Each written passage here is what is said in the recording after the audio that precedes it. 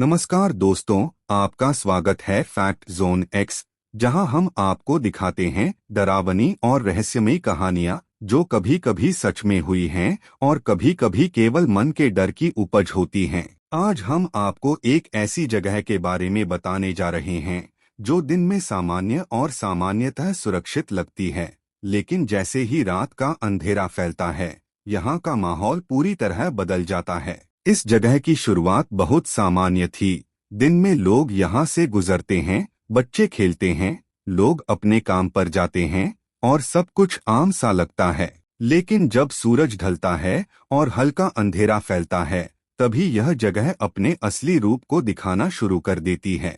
हवा में अचानक ठंडक और भारीपन महसूस होने लगता है।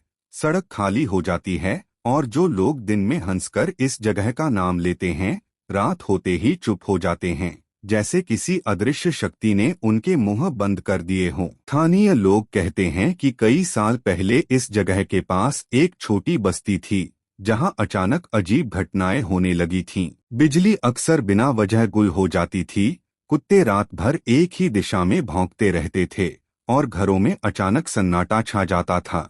कुछ लोगों ने महसूस किया कि जैसे कोई उन्हें देख रहा है, लेकिन आंखों से कुछ दिखाई नहीं देता था।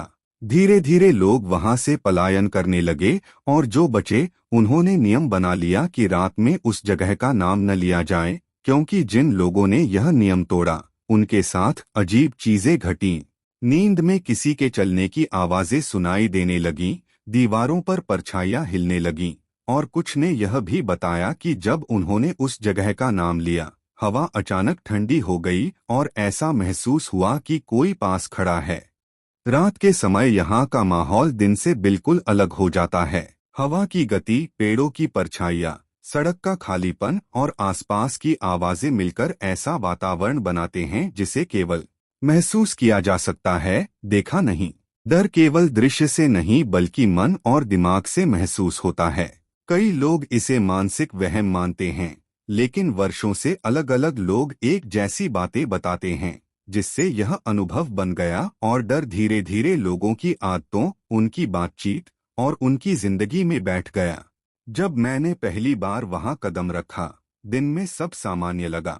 सूरज की रोशनी ने सड़क, पेड़ और घरों को आम ही दिखाया, पर जैसे ही शाम हुई और अंधेरा फैलने लगा, मेरे साथ भी वही अनुभव हुआ। मन में हल्की बेचैनी, कानों में हवा की आवाज थोड़ी तेज लगने लगी और हर छोटी सी आवाज पर ध्यान जाना शुरू हो गया।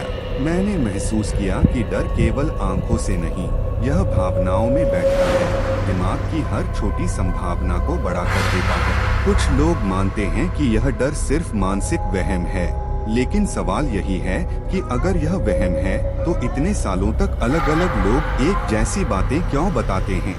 रात के समय यहाँ कोई अकेला नहीं रुकता, किसी को भी यहाँ रुकने का मन नहीं करता। यह डर इतना गहरा है कि हर कदम पर सतर्क रहना पड़ता है।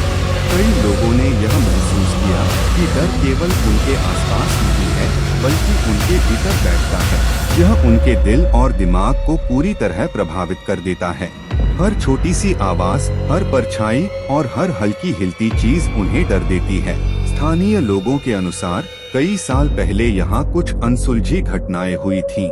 एक रात एक बुजुर्ग महिला ने बताया कि उसने देखा कि घर की खिड़कियां अचानक खुली हुई थीं, पर कोई अंदर नहीं था, और वह बाहर निकलकर देखती भी कि कुछ नहीं था।